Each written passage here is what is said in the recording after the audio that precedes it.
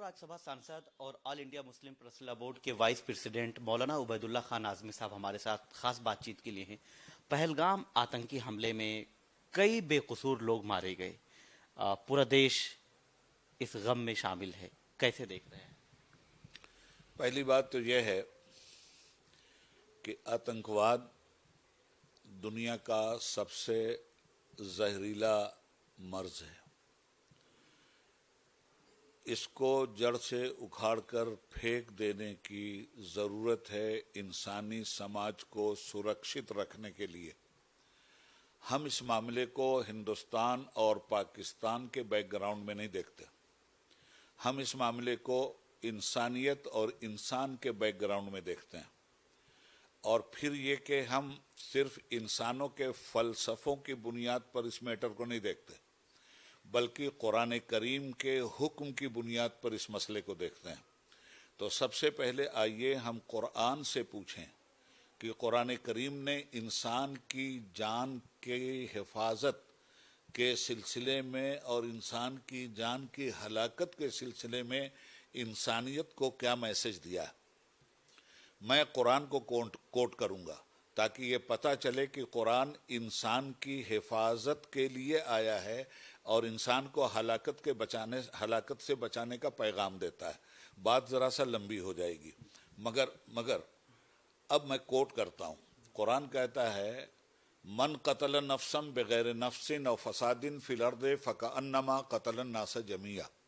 जिस किसी शख्स ने किसी बेकसूर इंसान को नाहक कत्ल किया और उसने जमीन पर फसाद फैलाया, उसने सिर्फ एक इंसान को कत्ल नहीं किया है, पूरी इंसानियत को उस आतंकवादी ने ज़बह कर दिया है।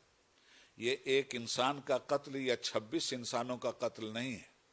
ये हिंदू का और मुसलमान का कत्ल नहीं है। ये हिंदू और मुसलमान की शक्ल में दुनिया में जीने वाले इंसान का कत्ल है।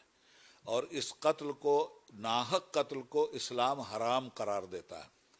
और फिर इस्लाम कहता है, वो मन अहियाहा फकअन्नमा अहियन्नास जमिया। जिस किसी शख्स ने किसी एक इंसान की भी जान बचा ली, उसने सारे मानव संसार को पुनर्जीवन दिया। यह है इस्लाम का पैगाम। और इस पैगाम के विरुद्ध कोई मुसलमान अगर काम करता है तो वो सब कुछ हो सकता है, उसके मुसलमान होने में संदेह है। तो मुसलमान के लिए भी ये काम बुरा है और हर इंसान के लिए भी ये काम बुरा है। और इस बुराई को ख़त्म करने के लिए ऐसा नहीं होना चाहिए कि कुछ लोगों ने कश्मीर में अगर हमारे हिंदू भाइयों को हिंदू कह के मारा तो आप हिंदुस्तान में उसका बदला मुसलमान कह के मुसलमानों को मारिए। फिर उन शैतानों में जो पाकिस्तान के एजेंट हैं और इन शैतानों में जो हिंदुस्तान के भारतीय होने का दावा करते हैं और पाकिस्तान की एजेंटी करते हैं, जिस तरह उनकी भर्त्सना होनी चाहिए उसी तरह से इनकी भी निंदा होनी चाहिए। ये भी इंसानियत के दुश्मन हैं जो हिंदुस्तान के अंदर मुसलमानों का धर्म पूछकर मुसलमानों की मॉब लिंचिंग करते हैं, मुसलमानों का धर्म पूछकर मुसलमानों को अपने इलाकों में आने जाने से रोकते हैं। और वो भी लोग पाकिस्तान के एजेंट और पाकिस्तान के हिंदुस्तान के नहीं, इंसान के दुश्मन हैं जिन लोगों ने पहलगाम में ऐसा शैतानियत का काम किया। इसलिए चाहे वो इंटरनल शैतान हो या एक्सटर्नल शैतान हो, हम तमाम इंसानों की जिम्मेदारी है कि ऐसे आतंकवादियों से अपने समाज को पाक करें। बिल्कुल, ये हिंदू मुस्लिम का झगड़ा नहीं है या हिंदू मुस्लिम कत्ल का मामला नहीं है। बात यही है, जब इंसानियत का कत्ल है, एक इंसान का कत्ल करना, कुरान करीम के हवाले से आप बता रहे हैं, वहाँ पर उन्होंने कलमा पढ़कर या एक बात सामने आई कि धर्म पूछकर, मजहब पूछकर मारा। तो इसके लिए इस्लाम में कितनी गुंजाइश है, कितनी आपने जिक्र किया कि नहीं? मैं दूसरी बात कह रहा हूँ कि अगर उन्होंने धर्म पूछ के मारा, मैं कह चुका हूँ पहले ही, तो उन्होंने शैतान का काम किया। और हिंदुस्तान में मुसलमानों का धर्म पूछ करके जो लोग मुसलमानों की मॉब लिंचिंग कर रहे हैं, ये भी शैतान के एजेंट हैं। न इनका इंसानियत से कोई वास्ता है, न उनका इंसानियत से कोई वास्ता है। फिर दूसरी बात, वहाँ क्या हुआ, अगर उन्होंने धर्म पूछ करके ये बदतमीजी की तो उसी धर्म के तो क्या सिर्फ हिंदुओं को उन्होंने मारा? और क्या धर्म पूछकर मारने वालों के खिलाफ मुसलमान खड़े नहीं हुए? एक मुसलमान ने अपने हिंदू भाइयों की जान बचाने के लिए खुद शहीद होना पसंद कर लिया और हिंदू भाई को बचाते हुए वो शहीद हो गया। आखिर इस बात को समाज में क्यों नहीं लाया जाता? सिर्फ एक तरफा समाज में है, समाज में तो एक तरफा तो नहीं, देखिए समाज में बहुत कम ऐसे लोग हैं जो एक तरफा बात नहीं करते, बल्कि इंसानियत की बात करते हैं। वो हिंदू और मुसलमान की बात नहीं करते। मगर हमारे हिंदुस्तान में नफरत का ऐसा जहर इंजेक्ट कर दिया गया है कि आप मुझे बताइए, मस्जिद के सामने नारे लगाना, मस्जिद पे जाके अपना झंडा लगाना, मस्जिद के अंदर जाके गुंडागर्दी करना, मस्जिदों के पास जाकर के, धर्म किस चीज का नाम है?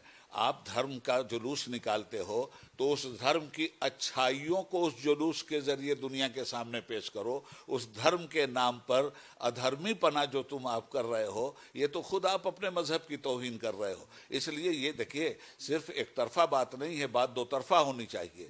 इंसान के एक तरफा बात, आप इसीलिए आपके पास मैं मौजूद हूं कि आपसे जिस तरह का वहां पे हमला हुआ है और इंसानियत का कत्ल हुआ है, कुरान करीम के हवाले से आपने वो चीज़ हमें बताई है, यही समझने के लिए मैं आपके पास मौजूद हूं। अब एक सवाल ये उठता है कि पाकिस्तान के जो आर्मी चीफ आसिम मुनीर हैं, उन्होंने एक बयान दिया एक हफ्ता पहले। मैं इसलिए आप इस्लाम के आप काफ़ी बड़े आलिम हैं, इसलिए मैं पूछ रहा हूं कि जो तस्वीर वो पेश करने की कोशिश कर रहे हैं, क्या वही इस्लाम की तस्वीर है? पाकिस्तान में इस्लाम है कहाँ? इस्लाम के नाम पर पाकिस्तान के हुक्मरान मुसलसल मुसलमानों को भी धोखा दे रहे हैं और आम इंसानों को भी धोखा दे रहे हैं। पाकिस्तान जब उन्होंने बनाया था तो उन्होंने नारा लगाया था, पाकिस्तान का मतलब क्या? ला इलाहा इल्लल्लाह। आज भी बड़े धड़ल्ले से वो नारा लगाते हैं, पाकिस्तान का मतलब क्या? ला इलाहा इल्लल्लाह। तो क्या पाकिस्तान में शराब हराम हो गई? क्या पाकिस्तान में सूद हराम हो गया? ये तो ला इलाहा इल्लल्लाह के खिलाफ है। तो ला इलाहा इल्लल्लाह का नारा लगाकर आप मुसलमानों को भी धोखा दे रहे हो और दुनिया के आम इंसानों को भी धोखा दे रहे हो। पहले खुद मुसलमान बनो, उसके बाद मुसलमानों की तरफदारी की बात करो। भारत सरकार ने कई अहम फैसले किए हैं पाकिस्तान के खिलाफ। पूरा देश मुत्तहिद है, पूरा देश एक हो गया है। मुख्तलिफ मस्जिदों से इस बात का ऐलान किया गया कि पाकिस्तान के खिलाफ एक्शन लिया जाना चाहिए, आतंकवाद और दहशतगर्दी को ख़त्म किया जाना चाहिए। आप इसको कैसे देख रहे हैं? मैं तो इससे पहले भी कह चुका हूँ और बार बार ये कहता हूँ कि दुनिया में उस वक्त तक अमन कायम नहीं हो सकता जब तक आतंकवाद के जहरीले सांप इंसानी समाज को डस रहे हैं। इनके सारे दांत तोड़ देने बहुत ज़रूरी हैं, मगर आतंकवादियों में फर्क करके आतंकवाद का मुकाबला नहीं किया जा सकता। आतंकवादी को आतंकवादी समझ करके ही आतंकवाद का मुकाबला किया जा सकता है। एक तरफ के आतंकवादी आतंकवाद करें तो उनको मिटाने की बात की जाए, और दूसरे तरफ के आतंकवादी आतंकवाद मचाएं तो उनको स्पॉन्सर किया जाए। ये दोगली पॉलिसी आतंकवाद को कभी ख़त्म नहीं कर सकती। ज़रूरत है इस दोगली पॉलिसी से हुकूमत को लड़ने की, समाज को लड़ने की, और समाज इस दोगली पॉलिसी से ऊपर उठकर जब तक मजबूती से नहीं खड़ा होगा, ये जहरीले सांप इंसानियत को हमेशा डसते रहेंगे। पाकिस्तान के खिलाफ भारत सरकार ने जो फैसले किए हैं, ख़ास तौर पर जल सिंधु का जो मामला था, पानी बंद करने की एक तरह से ऐलान कर दिया गया, तैयारी हो गई, तकरीबन फाइनल हो गया। इस फैसले को आप कैसे देखते हैं? जाहिर है कि हमारा मुल्क हिंदुस्तान है, हम अपने मुल्क के वफादार शहरी हैं, हमने अपने मुल्क की आज़ादी के लिए कुर्बानियाँ दी हैं। हम अपने मुल्क की मुक़द्दस मिट्टी का एक ज़र्रा भी दुनिया को नहीं दे सकते। पाकिस्तान जो कश्मीर को हड़पने की बात कर रहा है, मैंने पार्लियामेंट में भी कहा था, पार्लियामेंट के रिकॉर्ड पे है, और आज भी आपके माध्यम से मैं कहना चाहता हूँ कि ये जो कश्मीर को तुम हड़पने के लिए इस तरह की आतंकवादी घटनाओं के ज़रिए जलील हरकतें कर रहे हो, तो साफ तौर पे हमसे सुन लो कि तुम इस जलील हरकतों से हम हिंदुस्तानी मुसलमानों का या हिंदुस्तान के इंसानों का हौसला नहीं मिटा सकते। हमारे हौसले बहुत बुलंद हैं। कश्मीर की बात तुम कर रहे हो कि कश्मीर को तुम ले लोगे, तो हमसे सुनो। एक हिंदुस्तानी मुसलमान तुमसे ये कहना चाहता है, गैरों को मैं गंगो जमन दे नहीं सकते, हम गैरों को मैं गंगो जमन दे नहीं सकते। हम अहले वतन खाके वतन दे नहीं सकते। कश्मीर बड़ी चीज है, क्या देंगे किसी को? हम देश के दुश्मन को कफन दे नहीं सकते। तो हम तो इस तरह से एक बयान और भी आया और बात सामने आई कि जो आतंकवादी हैं इनकी नमाज जनाजा भी नहीं पढ़ी जानी चाहिए। इसको कैसे देखेंगे? देखिए, आतंकवादियों की नमाज जनाजा पढ़ी जानी चाहिए कि नहीं पढ़ी जानी चाहिए? फौजी जो लड़ते हैं एक दूसरे मुल्क के खिलाफ, तो एक दूसरे के दुश्मन होकर लड़ते हैं ना।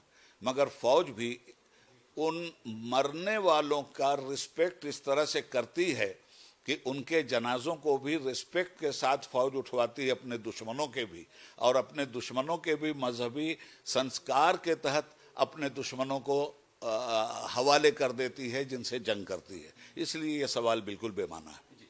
एक आखिरी सवाल और इससे मुख्तलिफ है, हटके है। वक्फ कानून का मसला चल रहा है, वक्फ एक्ट के खिलाफ जो all India Muslim personal board ने पूरी तहरीक चलाई, उसमें आप भी शामिल रहे, कई प्रोग्रामों में आपने शिरकत की, कई बयान आपके सामने आए। अब कैसे देख रहे हैं? सरकार ने अपना जवाब दाखिल कर दिया है, पूरा हल्फनामा जो है वो दाखिल कर दिया गया है, कैसे देख रहे हैं? मैं तो जब तक एक मोहलिक बीमारी के तहत हॉस्पिटल में नहीं आया तब तक तो मैं इस मैदान अमल में खुदा के फजल से एक अच्छे सिपाही की तरह से अपनी कौम और अपने देश की खिदमत करता रहा। और आज जब मैं अस्पताल में ज़ेरे इलाज की कैफियत में हूँ और आप मेरा इंटरव्यू ले रहे हैं, जब भी मैं आपसे ये कहना चाहता हूँ कि हमारा मुल्क दस्तूर के साथ चलेगा, हमारा मुल्क गुंडागर्दी के साथ नहीं चल सकता। हमारा मुल्क कानून के हिसाब से चलेगा, संविधान के हिसाब से चलेगा। संविधान की गर्दन मरोड़कर अगर कोई कानून बनाया जाएगा तो हम सिर्फ वक्फ की इमलाक की हिफाजत के लिए इसके खिलाफ एजिटेशन नहीं कर रहे हैं, हम मुल्क के संविधान की हिफाजत के लिए एजिटेशन कर रहे हैं कि जिस संविधान ने हमें हमारी औकाफ की इमलाक के तहफ़्फ़ुज़ की गारंटी दी है, आप संविधान की गर्दन मरोड़कर एक गैर संविधानिक कानून बनाकर कानून की जो गर्दन मरोड़ रहे हैं, इसके खिलाफ ये हमारा आंदोलन है। और इसी आंदोलन के तहत हम सुप्रीम कोर्ट में भी गए हैं और हमारे मौक़िफ़ की तायीद सुप्रीम कोर्ट के ज़रिए भी हो रही है कि सुप्रीम कोर्ट ने सीधा सवाल जब आपके तुषार मेहता से किया कि आप ये बताइए कि वक्फ में आप गैर मुस्लिमों को रख रहे हैं, क्या मंदिरों के ट्रस्ट में आप मुसलमानों को रखेंगे? हुकूमत के पास इसका कोई जवाब नहीं था। तो हम तो एक संवैधानिक लड़ाई लड़ रहे हैं। गैर संवैधानिक चीज को कानून बनाकर अगर आप पार्लियामेंट से पेश करोगे तो कानून, आपका कब्जा पार्लियामेंट पे अगर है तो देश की सड़कों पे भी हमारा कब्जा है। और देश की सड़कों के जरिए हमने अदालत का दरवाज़ा खटखटाया है कि आप हमें इंसाफ दीजिए, देश के संविधान को सुरक्षित बना करके।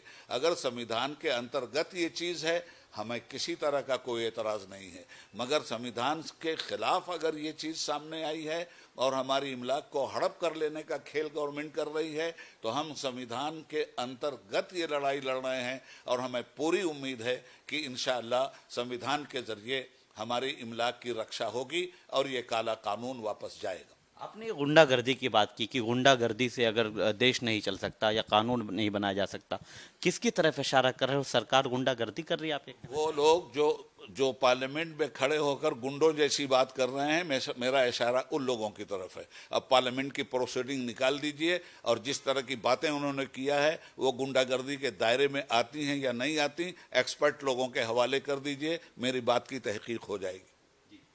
बहुत शुक्रिया आपका। आप बीमारी के हालत में हैं, अस्पताल में ज़ेर इलाज हैं, आपने कीमती वक्त दिया। तो मौलाना उबैदुल्ला खान आज़मी साहब जो पूर्व सांसद हैं, आपने कहा कि देश में कानून का ही राज चलेगा। संविधान के तहत अगर वक्फ कानून की बात की जाती है तो हम उसके लिए तैयार हैं, लेकिन अगर संविधान से हटकर कानून बनाया जाएगा तो वो हमें मंजूर नहीं है। साथ ही आपने पाकिस्तान को भी जवाब दिया है कि पाकिस्तान में आखिर इस्लाम कहाँ है और वो मुसलमानों की बात क्यों करते हैं। वीडियो जर्नलिस्ट विवेक के साथ मैं निसार अहमद खान, भारत एक्सप्रेस, दिल्ली। हमारी वीडियो आपको पसंद आए तो लाइक कीजिए, शेयर कीजिए और सब्सक्राइब कीजिए। साथ ही कमेंट बॉक्स में आप अपनी राय भी जरूर दें। और हां, अगर फेसबुक पर आप वीडियो देख रहे हैं तो हमारे पेज को फॉलो करना ना भूलें।